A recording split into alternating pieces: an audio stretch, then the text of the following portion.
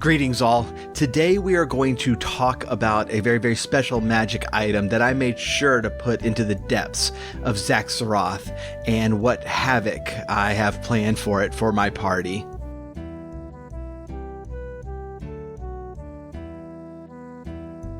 Hey everybody, this is Dragonlance for 5th edition, and I'm your host, Paul with the Techno Funk Boy. So if you're just joining us for the first time, I'm running Dragonlance for a team. I'm converting it to 5th edition, and what I'm doing with this channel is kind of walking you through what I'm doing with the game, not only to do a conversion to 5th edition, but also just to take the original modules and the 3.5 edition remake of it and flesh it out a little bit and give some hints along the way for DMs to follow. But today we're just gonna do discuss an item that is not in the original editions at all. It's in the novels, and it is in the 3.5 version of the game. But we're going to do something slightly different with it than most people. What we're talking about is the spellbook of Fistandantilus. So I'm going to give a kind of a spoiler warning here. I'm going to try to keep the spoilers for the novels as minimal as possible. But if you don't want spoilers for the novels, there's going to be some hints of some things in here. I'm not going to spoil anything for the modules because this is not in there. That being said, if you are a player running Dragonlance or you want to run Dragonlance, please send your Dungeon Master here before you watch it, because if your Dungeon Master wants to use this, I don't want you to know about it. You know what I mean? And so that's kind of your quasi spoiler warning that is not actually spoiling much of anything, but at the same time might affect your game. And so that's kind of my warning on it. But I really do appreciate everybody liking, subscribing. We have seen I've seen quite a bit of new people subscribing lately. I really do appreciate that. That helps me out so much for you to just hit the like button. If you're not subscribed, hit the subscribe button. If you really like this video or my other videos, please leave a comment. I definitely read all of them. I respond to nearly all of them, and normally it takes a few days, but I do respond to nearly everything, and I really do appreciate y'all doing that. I also wanted to let y'all know that I'm creating pages for the Techno Funk Boy in other places besides the normal social media, and so I'm getting one up on MeWe. We're up on Parlor, and so if you are on those platforms, look me up. I'd love to have you follow, and I'll definitely be following you back, and we'll chat as we're good. All right, so let me back up a little bit because we got to. If you're not familiar with everything that happens in not only Dragonlance Chronicles, the first trilogy, but also Legends, which happens immediately after, then you might know the name Fistandantilus, but you're not sure exactly how he plays into the plot. He was a exceedingly powerful wizard back in the age of the Cataclysm, and during the Cataclysm he disappears and reappears soon thereafter and plays a big role in the Dwarf Gate Wars. A lot of his stuff is in the lore of Dragonlance. He's mentioned a lot in the books, a lot, and he plays a big role even though he is a figure from the past. As far as what he was doing in all those time periods, that is fleshed out a whole lot in Dragonlance Legends. But in Zaxxaroth, in the first book of the original trilogy, in Dragons of Autumn Twilight, Raistlin, when he's going through Zaxxaroth, is looking for Fistandantilus' spellbook.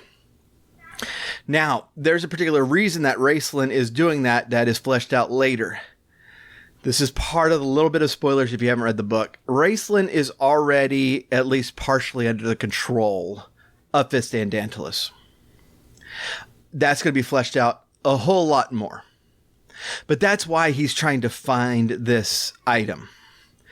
That's just part of the novel. That's not part of the module. It's just part of his backstory, and it doesn't play out in the original modules. But it's kind of, Fistandantilus' presence is so iconic to this story and so prevalent, and that item in particular was so important that the 3.5 edition did put the spell book into Zaxaroth. And I'll pull up the page. It's blocking my head a little bit. That's fine. These are things that you can find while you're down there, and one of them is this spell book that is going to be able to, provide your party's wizards with the possibility of getting some cool spells, and that's pretty much it. I did something different, and I really like it. I really, really like it. I put it down there, but as a magically sealed and cursed item.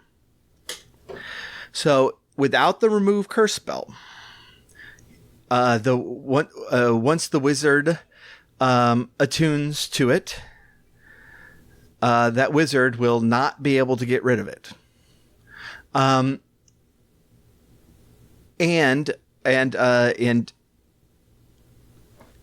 that's when things start getting fun.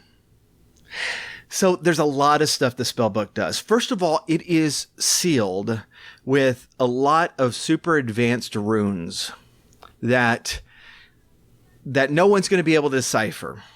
But along the way, my wizard is getting hints from a mysterious voice.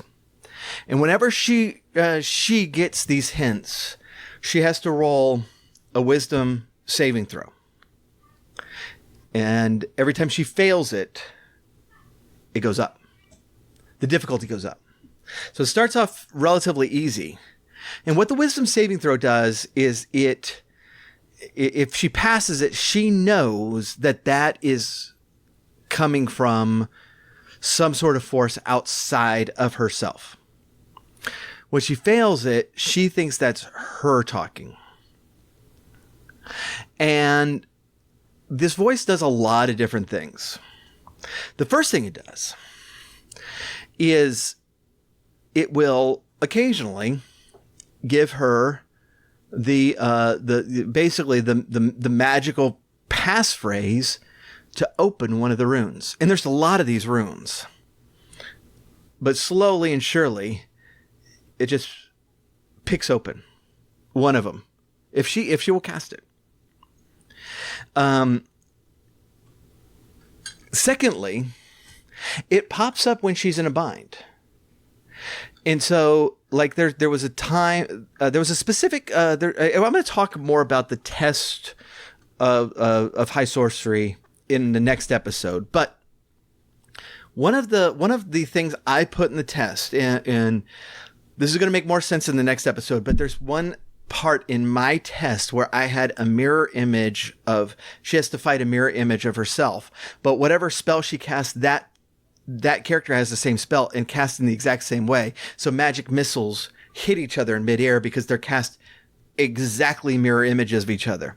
If they cast sleep, they both fall asleep for the exact same amount of time.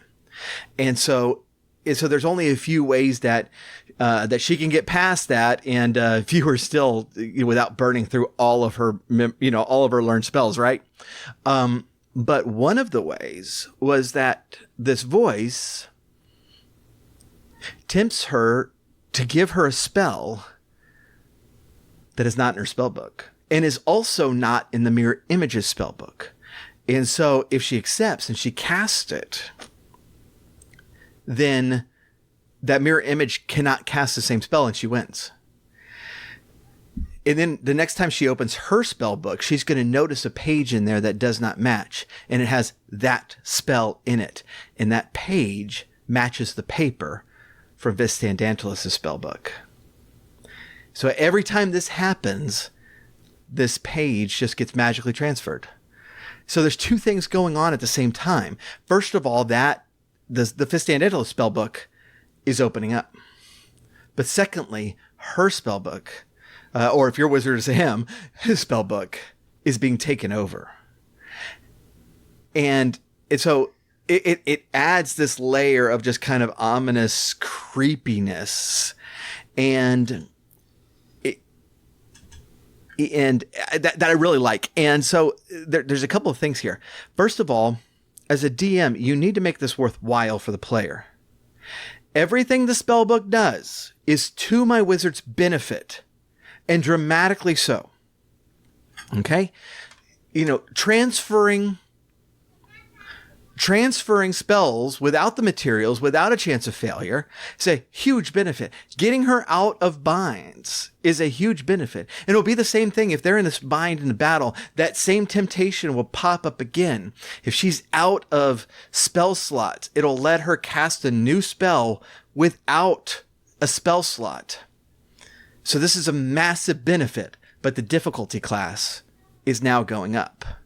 So the idea is how, and you kind of have to have the right type of wizard to do this too. Because if you kind of have like a lawful good wizard who immediately is like, nope, cursed item, no. But if you have a wizard who might know this is a cursed item, but it's providing a massive benefit, might be tempting, right? Might be tempting. And that's kind of what you want to play with. And so what Fistandantilus is doing to the wizard is essentially what he was doing to Raceland in a different way. He encountered Raceland at the test itself. He encounters my wizard through the book, through the cursed item. But the goal is the same. There's also going to be other instances where this is going to be a real advantage.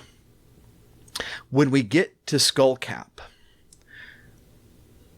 that the presence of Fistandantilus in kind of possessing the wizard is going to open up some doors, quite literally. All right. And so this is what I'm talking about, where there's so far as you can tell, there's only upside to this curse and no downside. To what end? I don't know yet. I really like having this thing be a little bit more open-ended. And I like seeing the way my wizard is reacting to it. Because when she first got the book, she was totally okay with it. But now that things are getting... Now that my party's reached Skullcap and she's learning more about the owner of this book, she's becoming more wary, And so it may be that she kind of makes a wisdom save and finds some priest to remove it. And then all my fun will be over. It may be that she decides that the power is worth more. And so I'm not sure exactly where this ends. But there's so many options along the way. And this is one of the fun things about adding something that's long-term, that you kind of play with over weeks and months, that's not in the module, that no one's expecting, that you get to just kind of massage into the game, that we can have this, like the downside of the curse pop in at any moment. We can have, an internal battle with Fistandantilus at any moment, It could be that she is able to shake it and ask for somebody to remove curse and Fistandantilus fights her on it. You know, it could be that she holds it till the very end, and we leave our wizard kind of in the same place that Dragonlance Chronicles left Raistlin, way more powerful than he should be, and up to no good. So there's a lot of stuff we can do here, is what I'm saying, and that's why I'm having so much fun with it. Fistandantilus has definitely popped up his head during the test that she took. In Dragons of Dwarf, the first book of the Lost Chronicles. Why am I blanking on the name of that book? There was a cool scene when Raistlin is like working on his spells for the evening, and then he kind of comes out of a daze and he realizes he's been writing skullcap, skullcap, skullcap all over the page. And I mimicked that in our game. And so it was a really like tense moment when she said the word out loud, and then some of the more knowledgeable people amongst the refugees was like, wait, what are you talking about? You know, and she's starting to realize, you know, exactly what it was that she said. I absolutely love doing stuff like that. And then now that we are in Skullcap, now Fistandantilus' personality is really beginning to make a popping up and making more trouble, or actually in their case more benefit as part of the temptation. So that's what I'm doing with this spell book, and I'm like, one of the reasons I really love doing Dragonlance is because I have the novels that are so good to draw off of and incorporate some of the scenes from the novels that worked really well into the game, or modify them for my group. In this case, is exactly what we're doing. I think it's playing out really, really well. And so, again, if you enjoyed this, please leave a comment. And I want you to do me one better on this one. I want you to give me ideas that you have on what this spell book might, what trouble the spell book might cause for my wizard in the future. You know, let's share ideas of what this cursed item might do for the future. You know, both good benefits and possible problems farther down the line. Because I'm always up for really good, hopefully creepy moments. You know, and that's the best, when you know something is wrong, but the upside is so good. You know, that's the best. And so, if you got ideas, share them in the comments. Let's have a discussion about this, because I would love to hear some of the ideas that y'all are having, and we can share with one another. And if you are running the game, this might give you some inspiration along the way. If you are running the game and you're already past Zaxxaroth, Skullcap is a great place to put this book. You could really put it anywhere, but you know, all these locations are all these ruins are so old that it might have been anywhere. It could have been in Pax Tharkus. It could have been in Skullcap. It could have been. It could be in Tharbadden. You know, there's so many ways that this can play, and so. Comment down below, hit subscribe if you haven't already. I really do appreciate you tuning in, and we will catch you next time.